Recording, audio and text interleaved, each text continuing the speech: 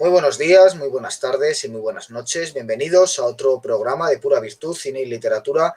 Hoy vamos a hacer un programa especial conversando sobre los fundamentos del análisis cinematográfico o distintas formas de analizar las películas. Para ello me he reunido de forma virtual con dos o puede que tres amigos, veremos si luego se incorpora el tercero. Dos amigos que nos hablan desde México, al otro lado del charco, pero que sin embargo son mis hermanos cinematográficos, cinéfilos. Claro. Nos hemos dado cuenta de que tenemos una visión común en torno al cine y gracias a la maravilla de las redes sociales hemos podido iniciar este diálogo en el que vamos a contar un poco cómo ven ellos el cine. Ellos tienen un canal de YouTube que se llama Asociación de Estudios Culturales y Cinematográficos. Yo recomiendo encarecidamente que paren ahora mismo el vídeo, bajen a la descripción donde está el enlace y se suscriban. Merece mucho la pena lo que están haciendo, están tanteando diversos formas de hacer programas, van a encontrar mucha variedad, pero les recomiendo que vayan, vean toda esa variedad, escojan y vean los vídeos porque realmente merece la pena y ya digo, tienen una mirada al cine muy particular y lo que vamos a hacer hoy con ellos, con por lo menos dos de ellos, ya veremos si luego se incorpora un tercero, es conversar en torno a cómo entienden el cine, cómo ven las películas. Irán saliendo ejemplos prácticos, irán saliendo gustos personales y paso ya a presentarles. Ellos son Amisadaí Domínguez y Enrique García. Saluden. Hola, ¿qué tal? Hola, hola, ¿cómo están? Un gusto estar contigo, Guillermo. Un gusto, y quizás luego se nos incorpore Iván González Arias Memphis, que es el tercero de esos tres mosqueteros del análisis cinematográfico. Y bueno, por comenzar preguntando, voy a hacer una pregunta doble. En un tono más personal, os quiero preguntar a cada uno de vosotros cómo habéis llegado al cine, cómo llega vuestra pasión al cine, estáis desde niños, hay alguna película concreta, es decir, a partir de qué punto el cine se convierte en algo más que una de tantas actividades sociales y se convierte en una parte esencial de vuestras vidas. Esa sería una pregunta. Y también os quiero preguntar por cómo veis el cine, es decir, cómo más adelante llegáis a daros cuenta que el cine tiene algo detrás, que hay unas personas que se reúnen para trabajar las películas, hay un guión, unos actores, un director, un diseño, un montaje, etcétera. Y sobre todo, cuando vais al cine, ¿cómo analizáis las películas? ¿Qué equipo lleváis para descifrar lo que estáis viendo más allá de lo que es la simple trama, los, digamos, simples actuaciones y analizarlo en cuanto objeto artístico? Sin ningún tipo de orden podéis ir respondiendo a ambas preguntas. Ok, ¿empiezo, Enrique? Si quieres empiezo yo, no es fue en la universidad, yo iba en el primer semestre y yo soy contador, mi carrera, sí, estudié contabilidad pública y me dejaron ver la película de la lista de Schindler, ya saben, ¿no? Por el contador. La empecé a ver y fue como lo que detonó, dijo, ya, pues sí, me llamó tanto la atención que comencé a ver todas las películas de Steven Spielberg. De ahí yo llegué a conocer a los de Caracotzia Podcast. No sé si los ubiquen. Bueno, a mí sabéis, sí. Tienen un análisis de Ready Player One. Fue cuando lo escuché y mencionaron a Ángel Fareta. Y pues de ahí ya comencé a buscar las conferencias, las charlas que da Fareta, y de ahí me fui metiendo un poco más.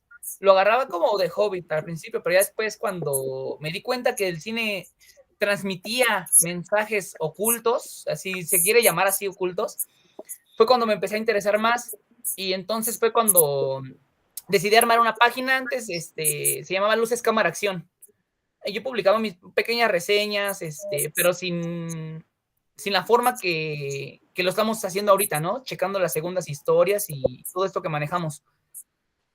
Conocí a Misadai en una página de Facebook, le di like a un comentario y le mandé solicitud, y comenzamos a hablar y vimos que teníamos mucho en común. Y pues de ahí teníamos canales separados, él también ya tenía un canal. Y de ahí pues ya decidimos, ¿no? ¿Para qué estamos cada quien por su lado si podemos hacer algo más grande, ¿no? se nos unió Memphis, bueno, ya estaba conmigo y después Amisadai y fue cuando formamos la asociación. Así fue como yo comencé en esto. Uh-huh.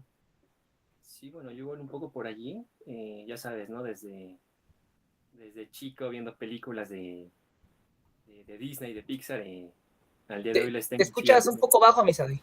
¿Un poco bajo? Ok. Sí, yo comencé igual, ya saben, de niño decía, viendo películas de Disney, de Pixar, a las que al día de hoy les tengo cierto, pues ya no me agradan tanto, los animales hablando y cosas por el estilo. Pero bueno, igual me empecé a meter ya en esta mirada más firme, más seria del cine, que será a los 18, 19 años. Igual fue un poco buscando, me ha gustado siempre mucho el cine, buscando esas miradas, esos análisis, y pues honestamente no encontraba nada más allá, ¿no? Que supuestos críticos que lo único que hacen es contarte la trama y decir me gustó, no me gustó y se quedan hasta allí. Y así buscando en internet, en YouTube, llegué a las publicaciones de Ángel Fareta y dije, no, a ver, aquí hay algo más, ¿no? Por la forma en cómo habla este señor, en cómo ve el cine, pues es porque tiene, él mismo lo dice, ¿no? Sus 40 años difundiendo su teoría, y de ahí me agarré, empecé a ver sus videos, a leer sus publicaciones, y sí dije, a ver, esto es otra cosa, es ver el cine de otra forma, de una forma, si podemos llamarlo así, correcta. Y bueno, entonces, ¿qué pasó? Que busqué aquí en México algo parecido, no lo encontré, honestamente estamos muy mal en cuanto a crítica cinematográfica, y dije, bueno, hay que hacer algo, ¿no? Hay que empezar a traer algo que tú mismo lo has planteado en tus videos, Guillermo, traer a esta gente, ¿no? A nuestro país, traer a Fareta, también por ahí a Porrini y a Diego Ortega, y bueno, es como surgió una página que tuve el año pasado que se llamaba El Aullido. eh, Conocí a estos chicos, a Enrique y a Iván, y pues decidimos unir fuerzas en lo que es la Asociación de Estudios Culturales y Cinematográficos, que bueno, estamos trayendo este proyecto, esta tercera postura, esta otra mirada sobre el cine, y bueno, nos pueden checar, ¿no? Nos pueden leer, estamos en este mismo canal de lo que Guillermo comparte en sus videos, en sus textos, igual muy buenos, por cierto, y bueno, nada, eso. Bueno, en cuanto a lo de Fareta, que por supuesto es un maestro, creo que está creando escuela, ¿no? O sea, creo que más allá de que todos luego nos quedemos o no en sus puros análisis, yo en mi caso particular creo que hay más, pero Fareta me parece sin duda alguna probablemente el mayor teórico que ha habido en la historia del cine. Tenemos la suerte de que es un contemporáneo, tenemos la suerte de que habla nuestra lengua. Yo creo que es una buena idea difundirlo, ¿no? Es decir, a la hora de formarse, escoger a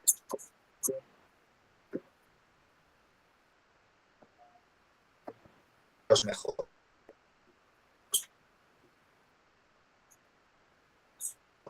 Tengo aquí un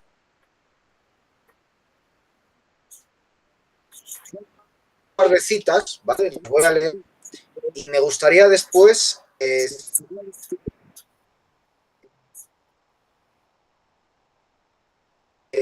hago esta cita. Bueno, yo tenía un profesor en la universidad, Fernando Ángel Moreno, que hablaba de la ideología y decía que en toda obra artística hay una ideología detrás. Él, por ejemplo, es autor de un libro que se llama La ideología de Star Wars, que se especializó en ciencia ficción y se especializó en Star Wars, en autores como Joseph Campbell, y lo que hizo fue defender que detrás de Star Wars hay una ideología y que por eso también nos gusta tanto analizar esa ideología y demás.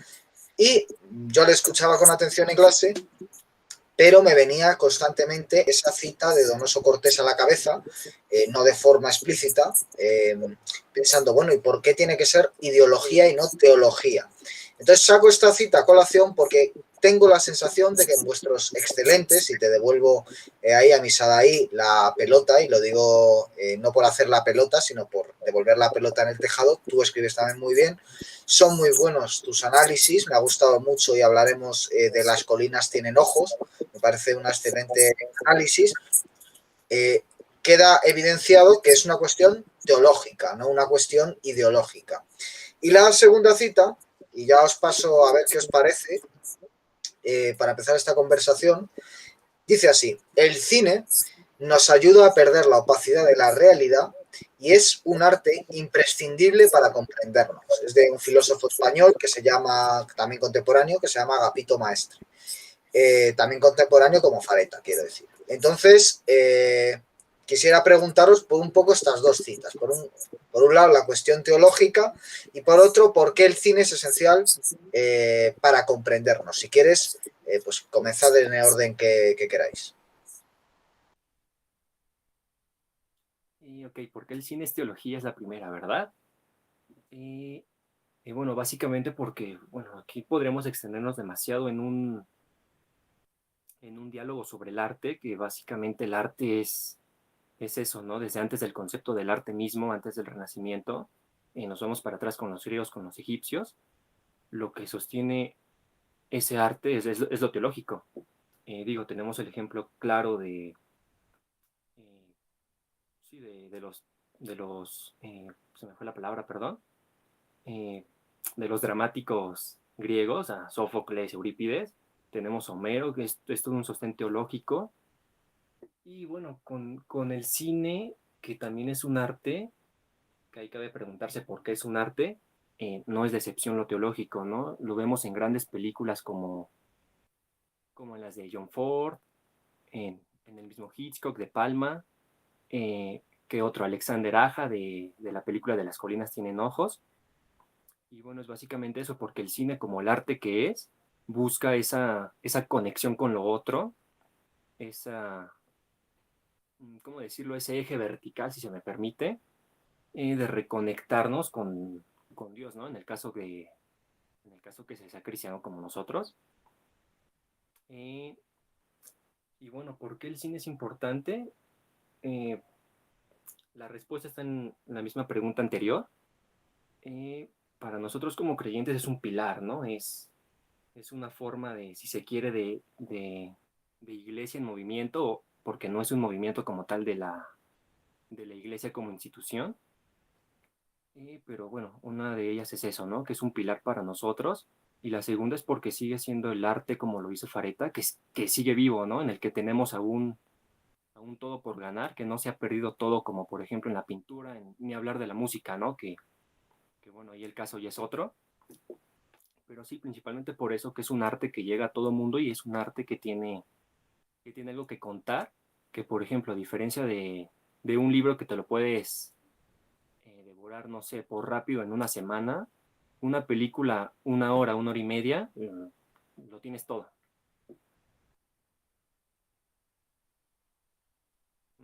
¿Enrique?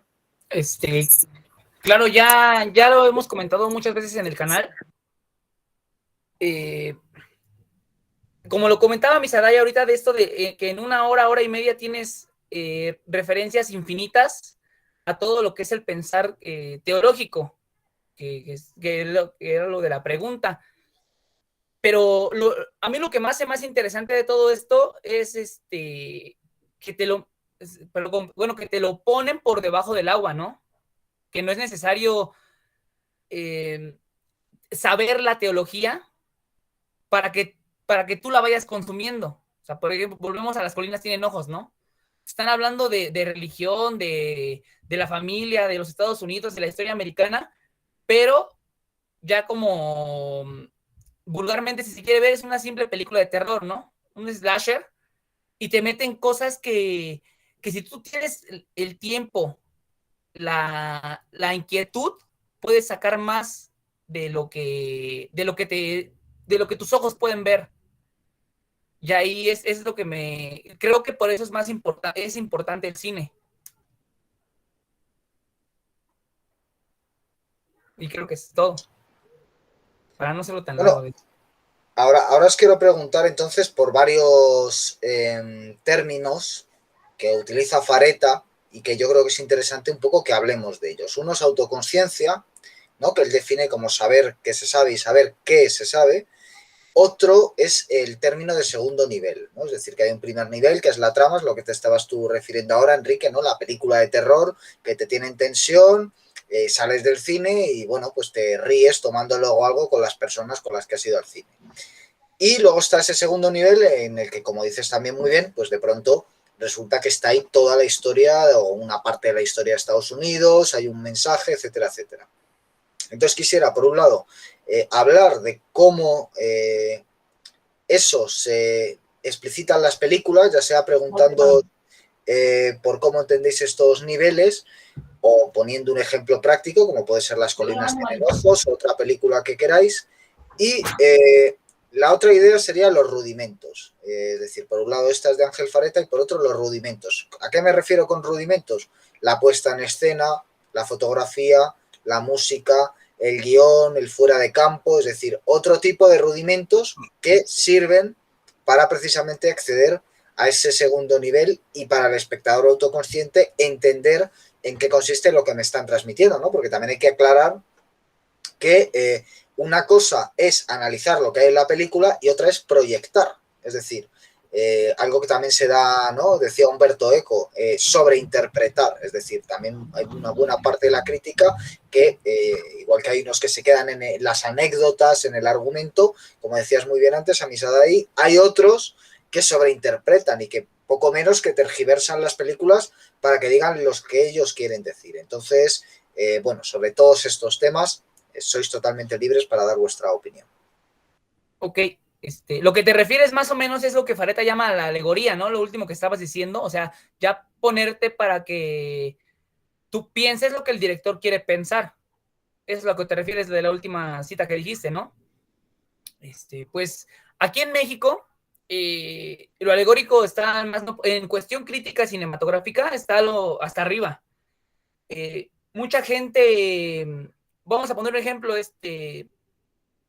Tarkovsky, en las escuelas de cine, yo no estudié cine en lo personal, pero sé los fundamentos básicos.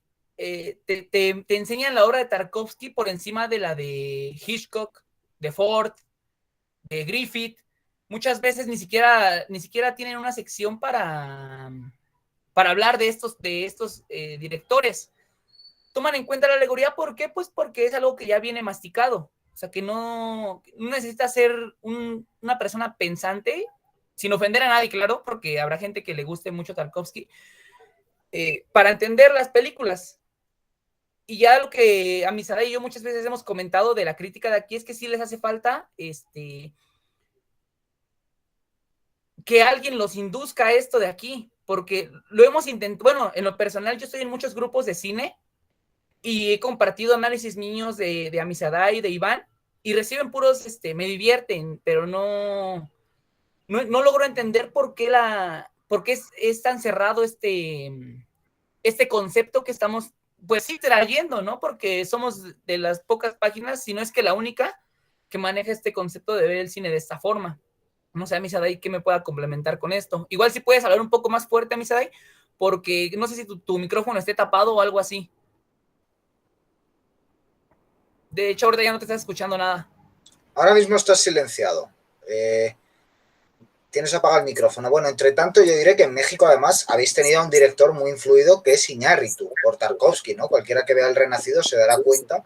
Y además habéis tenido unas generaciones muy buenas de directores premiados en Hollywood, ¿no? Guillermo del Toro, Alfonso Cuarón, es decir, ahora mismo podríamos decir que el cine mexicano está enseñando al resto del mundo y sobre todo a Hollywood cómo hacer películas, está cambiando, como yo creo que no ha pasado con ningún otro latitud geográfica, influyendo a día de hoy en la industria de Hollywood, pero eso no significa necesariamente que la crítica vaya al mismo nivel, ¿no?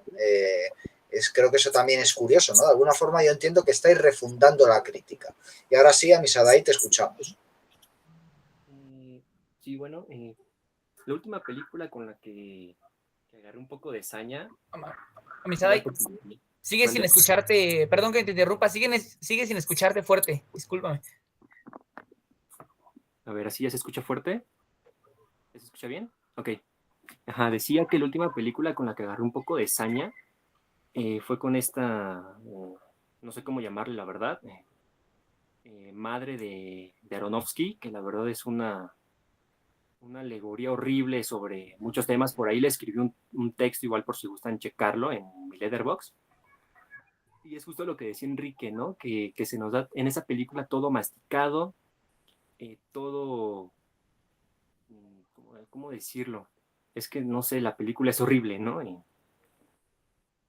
Eh, pero bueno, a ver, deja acomodo mis ideas un poco. Claro.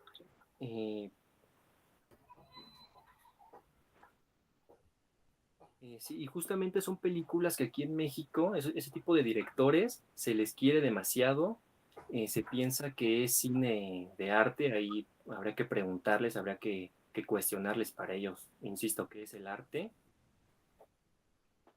Eh, Igual los directores mexicanos, no sé, por allí, como decías Iñárritu, es un director que en lo personal no me gusta. De esta camada de directores que tenemos en Hollywood, que son tres, que es Del Toro, Cuarón e Iñárritu, la verdad siento que el más capaz y que no ha explotado su potencial, que se ha encasillado, es Del Toro. Tiene una película muy buena que se llama Cronos, que fue de hecho creo su primer película, Sí. y bueno, habla sobre esto, ¿no? Sobre el tiempo y demás, no quiero detenerme mucho en esto. Pero sí hay que empezar a ver cine de otra forma, una forma simbólica, si se quiere, que no interfiere para nada, como decía Enrique, con esa primera historia, con esa trama, ¿no? Yo pongo, bueno, utilizamos mucho el ejemplo de Titanic, que es una película basada en hechos reales de un barco que se hunde, y bueno, tú sabes bien, Guillermo, que es una película que habla infinidad de cosas, ¿no? Es una crítica tremenda, hay de todo, como decías, hay puesta en escena, hay buena iluminación, buenas actuaciones, buen montaje, la dirección y todo, ¿no? Sería como un ejemplo perfecto para dar ese contraste de lo que es y no es cine. Hay una cosa que repite mucho Fareta, ¿no? Que es una frase que yo creo que es de Jack Warner, de no olvidéis al granjero, a los granjeros de Arkansas, ¿no? Es decir, tiene por un lado que es comprensible para todos, ¿verdad? Como el creyente de hace unos siglos entraba a una iglesia y el mensaje esencial estaba ahí, ¿verdad? Pero luego hay un conocimiento esotérico reservado a una minoría que no tiene por qué entender todo el mundo. Oye, si lo entiende todo el mundo, mejor. Y que, bueno, digamos, hay que hacer un esfuerzo y hay que tener una serie de conocimientos para acceder a él, ¿verdad? Entonces yo creo que lo que nos ha descubierto a muchos Fareta, por cierto tengo aquí su libro Hitchcock en obra, uno de sus últimos libros extraordinario, ahora hablaremos de Psycho, si os parece, porque me comentabais antes que habéis hecho 6 horas de Psycho, vamos a hablar un poco menos de tiempo, pero vamos a hablar de Psycho, por ejemplo, también. Digamos, ¿cuáles son precisamente para quien nos esté viendo y diga, bueno, mira, yo voy al cine y la disfruto, pero no me quedo con algo más? ¿Qué le recomendaríais en qué se fijara? Si queréis con algún tipo de ejemplo práctico, si se os ocurre alguna escena en la que digáis, bueno, fíjate en este detalle y la explicáis un poco, o si no, en términos un poco más generales, a mí particularmente me gusta fijarme más en esto, en lo otro. Y antes de pasaros la pelota, solo quiero hacer una aclaración también, porque habéis hablado, Enrique ha hablado de alegoría y tú, Amisadai, has hablado de símbolo, ¿no? Y es un poco por diferenciar ambos términos, ¿no? Es decir, una alegoría, como 2001, volviendo de nuevo al ejemplo de Fareta, es donde ya está todo preparado para que tú hagas una interpretación cerrada. En cambio, yendo a Titanic, ¿verdad? Ese corazón del mar, que es como se llama el talismán que se va pasando, ese diamante, ¿no? Que es un poco el hilo conductor de la película, cambia de significado cada vez y nunca va a tener un significado cerrado. Es un poco para hacer esa diferenciación. Y ahora sí, si queréis, pues, ¿qué le recomendaríais a esa persona que quiera empezar a hacer? No tiene por qué ser por escrito, sencillamente en su vida diaria, cuando vea una película, crítica cinematográfica. Claro. Yo te puedo poner un ejemplo. La última película que fui a ver al cine fue la de Shyamalan, bueno, aquí en México se llamó Viejos. Lo que más puedo recomendar para que se vayan adentrando a esto del análisis simbólico y que es más fácil para, bueno, se me hace más fácil para mí, son los nombres.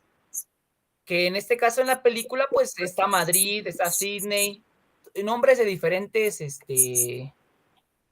lugares del mundo, que obviamente es un simbolismo de que Shyamalan está uniendo, está haciendo un micromundo ahí en la isla. Eso sería una parte que pueda analizar. O como dice Fareta, el uso repetitivo de ciertas cosas. Ya lo comentaste, el corazón del mar va cambiando de significado conforme va cambiando conforme va transcurriendo la película, ¿no? ¿Qué otro ejemplo se me viene a la mente? No sé, en Gran Torino, al final, cuando, spoiler por si no lo han visto, cuando muere Clint Eastwood, cae en forma de crucifijo, bueno, de crucifijo. Él murió por los pecados de otros para salvarlos, para salvar al coreano, a su vecino. Son pequeñas cosas que te tienes que ir dando cuenta conforme vayas viendo la película. Y esto, claro que no es una vista. Tienes que verlas varias veces para poder comprenderlo. Tenemos un análisis de la película de un mexicano, por cierto, muy infravalorado, Fernando Frías de la Parra. Ya no estoy aquí. Es una alegoría también de lo de la Odisea, porque sí, hasta el chico se llama Ulises, el que está en el protagonista, pero él también usa mucho los colores. Por ejemplo, el rojo para anunciar el peligro, los ejes vertical, cuando baja una escalera o cuando la sube, va contándote la trama del protagonista. Esas son las pequeñas cosas que tú tienes que ir viendo. Y lo repito, no es a la primera vez, tienes que verlas varias veces para poder ir agarrando el hilo. Pero ese sería mi primer consejo para alguien que va empezando. Sí, bueno, también... Un poco más fuerte, Misaday, por favor. Es que no te escuchas casi nada. Pues permíteme. Es que debe ser cosa del micrófono.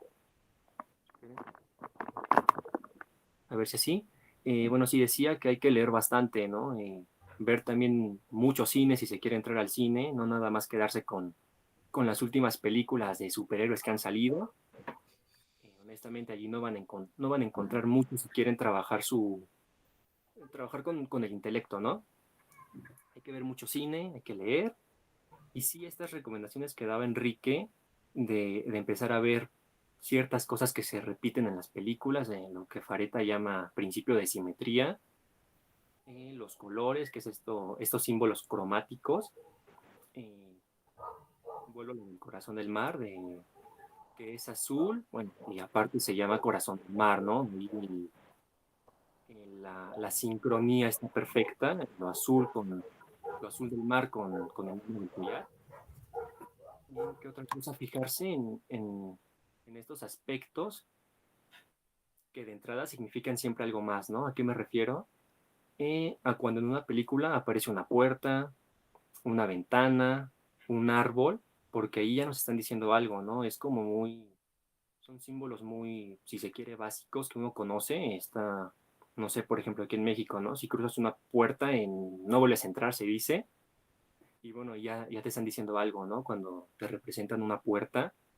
Lo mismo con una ventana, decíamos, no sé, con un árbol. Fijarse justamente en lo visual, porque el cine es visual, no es... No se encierra solo en los diálogos, porque es un problema de mucha gente que luego lo que nos dicen, pero es que la película no lo dice, pues no, un buen director nunca te lo va a decir, ¿no? Hey, mira, mi personaje está cruzando esta puerta porque está sometiéndose a una metamorfosis. No, así no funciona. Uno tiene que trabajarlo, como dije en un principio, tienes que ver mucho cine y empezar a darte cuenta de estas cosas, ¿no? Me ha gustado mucho que mencionaras otras artes, ¿no? Porque yo creo que uno de los puntos positivos de Fareta y de todo aquel que se acerca al cine con cierta intención crítica es que no entiende que hay una diferencia entre, por ejemplo, la pintura que es el arte que más se parece al ser también visual, y el cine, ¿no? O, por ejemplo, la literatura, de la que sabemos que el cine ha cogido algunos de sus rudimentos narrativos esenciales, como Fuera de Campo y otro tipo de, ¿verdad?, de precisamente técnicas. Aparte de esto, yo quisiera hablar de algo que por lo menos, aparte, quiero decir, de esta relación del arte como cine, de cine de nuestro tiempo, digo, arte de nuestro tiempo, podríamos decir, también habla de nuestra realidad. Es decir, igual que Homero habla de la condición humana, que es eterna, mientras exista el hombre, también podemos decir que el cine está hablando de nuestra condición concreta, es decir, del mundo contemporáneo. Es un arte joven, apenas tiene poco más de 100 años, entonces está hablando de cosas muy recientes y muy directas.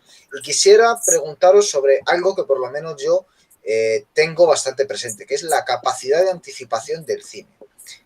No en vano hay filósofos como Slavoj Žižek, por ejemplo, por hablar de otro filósofo que no sea solo Fareta, o Eugenio Trías, que han tratado bastante de cine, y que lo suelen usar para hablar de cuestiones de actualidad.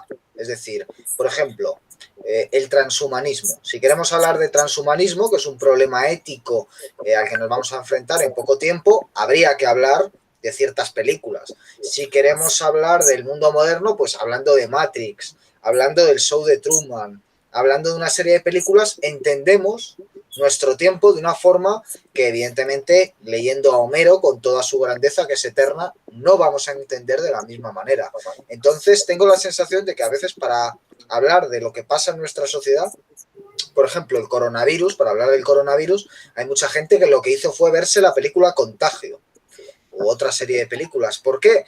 Porque se anticiparon, es decir, sin ser exactamente lo que pasa, es cierto que es asombroso que haya contado ese nivel de anticipación. Entonces creo que para el que no esté ya convencido y nos esté viendo, que es raro, ¿no?, que alguien nos siga viendo si no es cinéfilo, pero si alguien no estuviera convencido a estas alturas, habría que decirle que también va a entender mejor su tiempo y que cuando venga el coronavirus de turno va a tener esa referencia cinematográfica que le va a permitir comprenderlo de una manera mejor. Entonces quisiera preguntaros también, tanto por esa relación con el arte, ¿no?, el entender el cine como arte, como por esa capacidad de anticipación, si se os ocurren ejemplos, si vosotros lo habéis percibido en vuestra vida, ¿no?, porque también es una anticipación de los problemas de cada uno, es decir, el día en el que se muere un ser querido, por desgracia, pues llegas después de haber visto a 200 personajes perder un ser querido.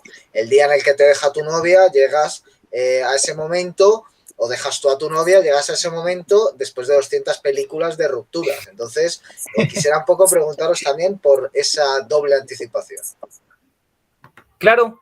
Yo el ejemplo que se me vino a la mente cuando mencionaste esto fue el irlandés. Cuando al final de la película comentaba Robert De Niro que si no sabía quién era Jimmy Hoffa, ¿no? Y a pesar de que fue alguien importantísimo, nadie lo conoce. En nuestra, bueno, en la película se ve que ni siquiera les pasa por la mente. ¿A qué me refiero? Yo hice una publicación en mi Facebook cuando salió, con referencia al cine, ¿no? Pregúntenle a la gente de contemporáneos a mí, porque, pues sí, no soy tan viejo. ¿Quién es John Ford? O sea, puedes cambiar la frase que dijo De Niro por cualquier otro personaje histórico. Ya lo mencionan ustedes, a Homero, no sé, a cualquier personaje histórico y te queda, porque la película habla de esto, de la pérdida de conocimiento, que en su tiempo fue popular, pero al momento ya, aparte de que habla otras cosas, y ahorita ya nadie le toma importancia. Esta película también habla del cine. El cine en algún momento va a perder todo lo que tiene ahorita, va a ser sustituido, esperemos que no pronto, pero yo creo que esta película se va a adelantar para unos 40, 50 años. Ya la vamos a empezar a ver ya se va a empezar a ver popularmente de forma distinta. Fue el primer ejemplo que se me vino a la mente. No sé tú, Amisada, y cuál tengas. Bueno, sí, respondiendo un poco, a ver, permíteme. No sé si conozcan esta película, se llama Style. No es muy buena, pero tiene algo interesante, que esta película se crea se crea un escritor, un pintor me parece, que dentro de la película tiene una frase famosa que dice algo como lo siguiente, ¿no? El mejor arte es el pésimo. ¿Por qué? Porque nos muestra hasta dónde lo bajo que podemos caer como humanos, ¿no? Nuestra creación más baja. Y es una, repito, creada por esta película, un artista creado por esta película, que me gusta retomar, porque justamente, bueno, en primera instancia, ya lo comenté con esta película de Aronofsky, que es pésima y nos muestra justo lo bajo que podemos caer intelectualmente. Bueno, era lo primero que quería abordar. Y sobre lo segundo, de cómo el cine se anticipa. Por aquí en la asociación hemos abordado, recuerdo hasta ahorita, dos películas que hablan sobre pandemia. Una es Amor y Monstruos, que es una película totalmente pandémica sobre encierro, sobre salir a la superficie, reconquistar la naturaleza, la tierra, el haber aprendido algo luego de estar encerrados. En la película están en un búnker y el chico nuestro héroe, sale para literal rescatar personas de otras personas. ¿Por qué? Porque no hay que olvidar que esto es algo bíblico, ¿no? Que también lo comenta, no sé, Hobbes, que bueno, el hombre sigue siendo el lobo del hombre. Pero bueno, otra película que hemos abordado es la de Un lugar en silencio, que trata más o menos de lo mismo, ¿no? Por allí lo comentaba en mi análisis con esto de los tanques que aparecen, que bueno, que muchas personas durante esta pandemia tuvimos que afrontar ese hecho, ¿no? Del tanque de oxígeno, de estar yendo a recargarlo, estar cargándolo, estar preocupados por ese aparato que significa la vida. Bueno, por ahí comentaba que quizás el director, Krasinski, porque la película fue se grabó durante un tiempo antes de la pandemia, que bueno, alguien podría comentar, sí, pero Krasinski no estaba pensando en lo pandémico, ¿no? Bueno, pero lo importante es que está en la película y de alguna manera, no sé cómo llamarlo, de alguna manera se adelantó a los tiempos que venían. No, totalmente de acuerdo. Y me ha gustado mucho, Enrique, tu mención al irlandés. De hecho, la tenía aquí apuntada porque prácticamente este programa nació el día en el que Amisadai me dijo el irlandés estaba de número uno en mi lista de la última década y en la tuya también. Y dije, Y bueno, en la mía también. y en la R que también. Tenemos que trabajar entonces.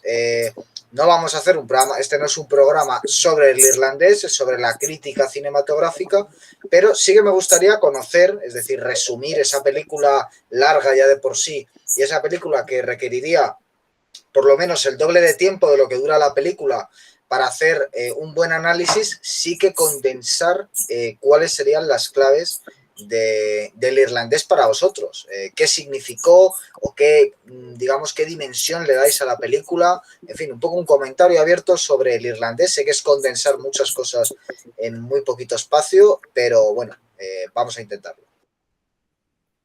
Bueno, sí, sobre la crítica, debo decir que fue una película que, bueno, para empezar ya lo hemos comentado, ¿no? Que es simplemente fascinante, es mi número uno de la década, pero que también me trajo ciertos enojos por la gente, ¿no? A mí me hace enojar mucho, me hace enojar mucho escuchar a la gente hablar de cine o comentar en Facebook que no, que es una película del montón, es una copia del Padrino, Otra de mafia.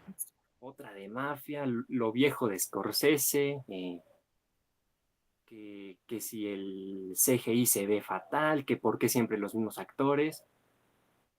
Ese tipo de comentarios me hicieron enojar bastante.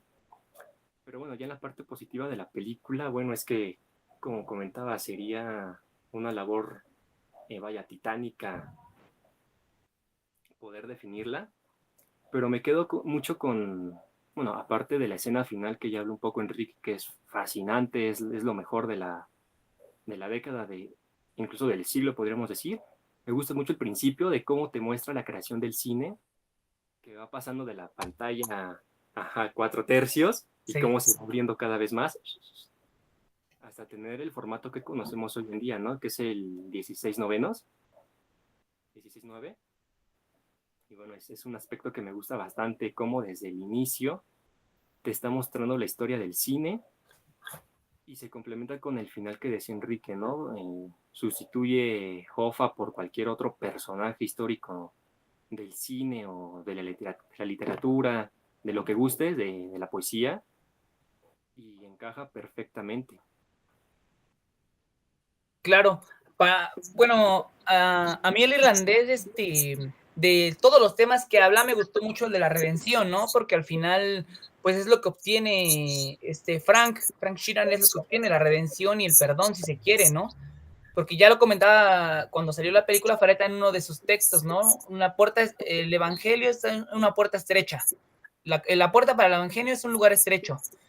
La toma termina tomando a Frank y un pequeño espacio y la tira de luz. Ya que más le puedes pedir a la vida, ¿no? Si te dan un final como esos, hermano, puedes morir en paz. Estoy preparando un análisis de escenas del irlandés. No me quiero adelantar mucho, pero espero lo puedan checar. Habla mucho de todo, de la amistad, ¿no?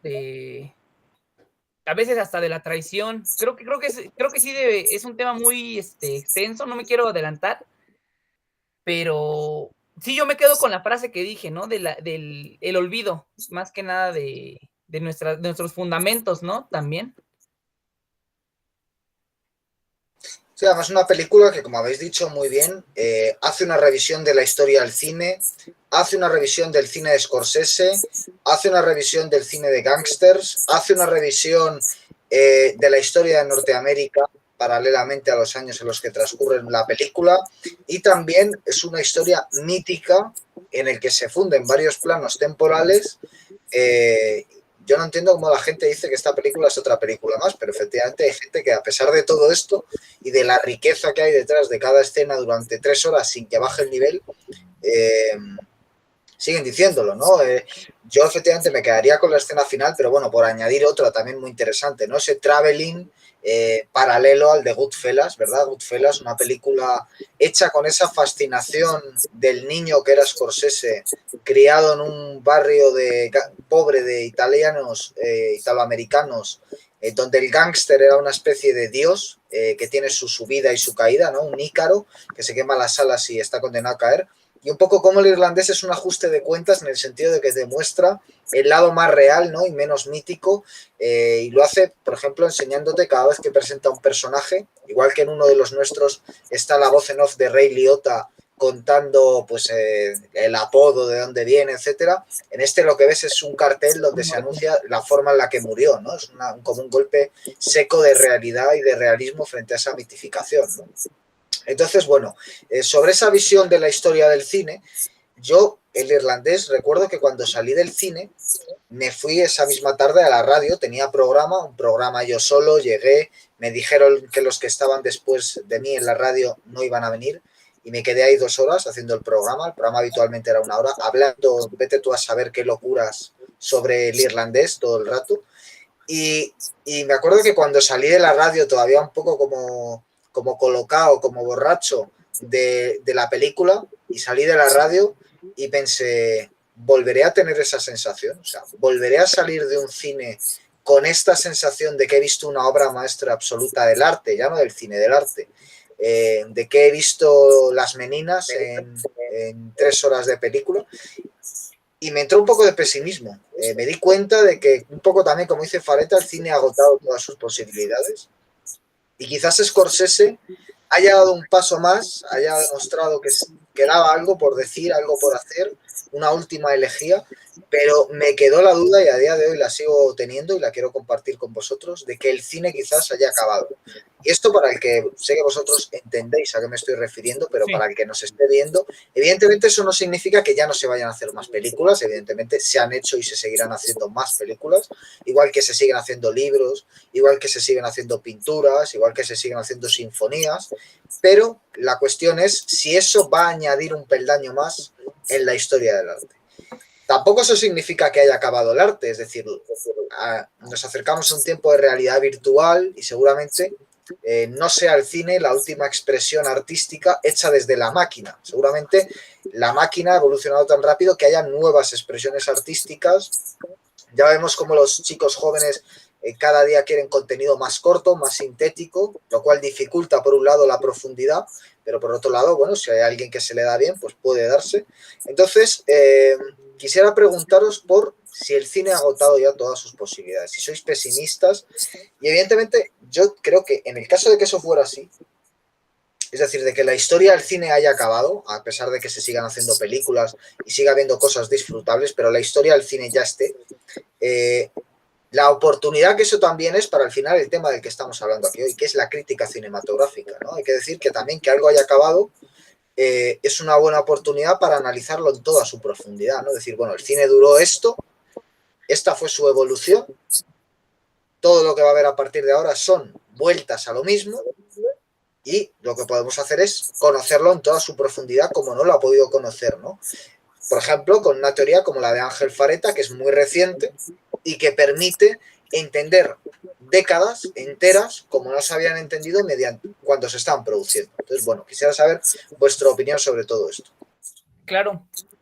Hay una parte en la película del irlandés donde Frank Sheeran regresa a la Segunda Guerra Mundial y está con el fusil apuntándole a dos personas. Y él se pregunta, no entiendo por qué cavaban su propia tumba si al final los iba a matar. Al final de la película, Frank compra su propio ataúd, ¿no? Pensando que comprando su propia tumba y lo iban a perdonar. Yo creo que Scorsese nos quiso meter un mensaje ahí de como que este es mi final, mi obra final, y con esto voy a obtener la redención que siempre estuvo buscando, porque muchas de sus películas de Scorsese, pues la mayoría no sabe que tiene más de 5 películas, ¿no? Cuando tiene muchísima más filmografía. Yo creo que esta es su carta de redención del cine, y como lo comentabas, pues sinceramente veo futuro, porque ahí está Shyamalan, que es joven, está Aja, pero igual a la forma que va evolucionando nuestra sociedad y como tú lo comentabas bien, que ya quieren contenidos más cortos, no creo que ya sea una difusión como la que hubo en, no sé, en los años 70, que fue el boom. He estado viendo que en las escuelas de cine mexicanas están grabando con el formato TikTok, que ya es un formato paralelo. Ya hay muchos proyectos. Tengo un amigo que está estudiando cine y hay muchos proyectos que te sacan con este formato. A lo mejor para allá va la cosa, a cambiarnos completamente el formato horizontal al vertical. Puede que funcione, puede que no, pero para mí ya no sería lo mismo, porque no se aprecian las cosas igual. Creo que ese es mi punto de vista con respecto al cine. Estoy dudoso del futuro de esto. Creo que hay gente que puede hacer su pequeña aportación, pero ya no como antes. Ya la gente no está viendo el cine, pues sí, de la forma que nosotros lo vemos, ni lo va a ver a lo mejor por la demanda de cosas tan pequeñas. Sí, por allí se puede ver en la sobreexplotación que ha tenido este formato de series, ¿no? En Netflix, en todos los canales. Igual, como dice Enrique, la situación no es muy alentadora para el futuro. Hay por ahí algunos directores que pues sí siguen dando batalla. En el reciente análisis de Las colinas tienen ojos, yo lo puse, ¿no? De manifiesto, que Aja era, que sigue siendo una esperanza para este lenguaje, porque no, el cine no es solo grabar, no es solo fotografía, no es solo luz, es la narración interna, que es el conjunto de todos estos elementos técnicos, como decías, Guillermo, este arte que crea la máquina, bueno, que es una herramienta, ¿no? Al final la máquina, el intelecto del hombre, del director, es el que está detrás, el que une las piezas. Pero bueno, Aja es un director que por ahí sigue dando destellos. Igual su última película que fue hecha que fue producida por Netflix, la de Oxígeno. Muy buena. Muy buena, igual es una película pandémica totalmente, que cómo sobrevive la chava, esta mujer, no es saliendo de su cápsula, sino quedándose dentro, encerrándose. son temas que son emergentes, como comentábamos esto de la pandemia, y que se pueden tratar de una forma estética, sin gritártelo, sin decirte es que no, sin salir a gritarlo, ¿no? Tenemos que estar encerrados ahí en la pantalla, que un personaje te lo grita. Y sí, son pocos los directores, la verdad, que están dando batalla. También ya no tienen el apoyo de los estudios como hace 70 años, en el periodo clásico de Hollywood, que había toda una industria, estos estudios, productores que respaldaban al director, a sus ideas. ¿Por qué? Porque sabían que estaban contando algo más, no solo temas sociales, oyéndose por las nubes, metiendo cosas sin sentidos, cosas alegóricas, como comentábamos. Y bueno, sí, la situación no es muy favorable por lo que estamos viendo. Prácticamente 2020-2021 el cine fue inexistente. Hay, la verdad, muy pocas películas de las que podemos hablar. Pero bueno, por allí dicen que la esperanza es el último que se pierde. Y bueno, hay que perderla hasta el último, ¿no? Sí, igual también, con la opinión que he expresado antes, estoy cayendo en esa cosa apocalíptica que también es muy común de hoy, ¿no? Quiero decir, a veces las cosas sencillamente cambian. Y es cierto que, por ejemplo, las series, ¿no? Que yo creo que los que somos amantes del cine tenemos una cierta reticencia. Hay series muy buenas. Es decir, yo creo que es muy difícil que una serie como Los Soprano llegue al nivel del Irlandés, porque una de las virtudes del cine es que al ser tan conciso requiere una síntesis que una serie nunca va a tener, salvo en casos a lo mejor de una serie muy corta, que sería más bien una película larga, pero también te da eso de las grandes novelas, ¿verdad? Que las grandes novelas no tienen esa síntesis, pero lo que tienen es que le coges cariño a unos personajes, o sea, todo tipo de relación que se está dando más con el mundo de las series que con este.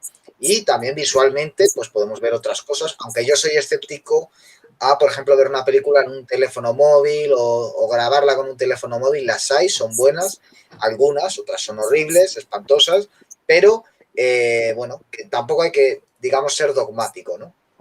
Bueno, se nos echa el tiempo encima y entonces os voy a plantear ya una última pregunta final. Siendo ambos jóvenes, como yo, está mal decirlo, pero es cierto, quisiera preguntaros por cómo entendéis el cine desde nuestra generación, es decir, dar una perspectiva desde dentro de cómo los millennials, si es que somos millennials, que ya no digo la cuenta, pero cómo los millennials entienden el cine, es decir, ya no vosotros, que creo que ha quedado claro a lo largo del programa, sino la gente de mi edad. Yo en eso sí que soy pesimista, es decir, entiendo que no hay pasión por el cine. Seguramente no la haya habido nunca, ¿eh? Seguramente siempre lo que haya habido son, parafraseando la cita de antes a Warner, granjeros de Arkansas, es decir, gente que va al cine a entretenerse y ya está. Es decir, nunca ha habido una gran masa de gente que fuera en busca de la segunda lectura, pero sí que es cierto que me he encontrado, quizás sea por las redes sociales que te hacen contactar con más gente y que todo el mundo opine, me he encontrado con muchas personas que dicen que, bueno, que le doy demasiadas vueltas a las cosas, que me lo estoy inventando, que eso no está ahí, etcétera. ¿Qué piensas, no? Claro, y sobre todo que al hablar con otra gente de mi edad tengo la sensación de que no les interesa un carajo, es decir, que si les hablo de la fotografía, de la música y de tal, les interesa mucho menos que si les digo que el actor y la actriz en la vida real están emparejados. Entonces, quisiera un poco saber desde dentro, volviendo a enlazar con Scorsese, con, por ejemplo, su crítica a Marvel, no sé si vosotros sois críticos con Marvel, con Los Vengadores o no, o hablando, pues yo que sé, de Roma, de Cuarón, alguien que decide hacer una película en blanco y negro, es decir, un poco, no sé si estáis entre los dos extremos, en uno o en otro. ¿Cómo os posicionáis, digamos, primero generacionalmente y luego personalmente ante las nuevas perspectivas del cine? Claro, es muy difícil. Esto es geopolítica porque yo vivo en una colonia marginal. Sin ofender a los de mi colonia, si me ven. No les interesa en lo absoluto. Normalmente, pues aquí donde yo vivo la gente llega cansada del trabajo y quiere agarrar y poner Rápidos y Furiosos y desestresarse un poco. Yo que gracias a Dios tengo el tiempo, pues fue cuando me fui metiendo, que ya les comentaba.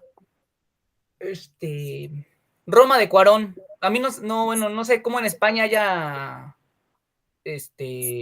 detonado, no sé, pero aquí en México yo la critiqué muy mal porque pues no tiene sentido nada de lo que puso, o sea, ¿por qué razón ponerlo en blanco y negro, no?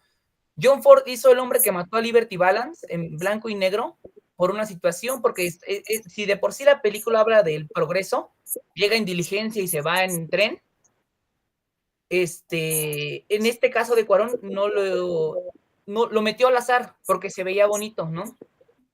La fotografía llama un poco más la atención. Aquí cuando lo comento en redes y pongo el color de esto significa tal cosa. Pero de ahí en fuera la plática se queda hasta ahí. Ya no hay más, no. Yo quiero expresarme un poco más y la gente como que se voltea. Por eso, bueno, qué bueno que encontré a Misaday, que es con alguien con el que yo puedo hablar contemporáneo a mí, porque somos casi de la misma edad.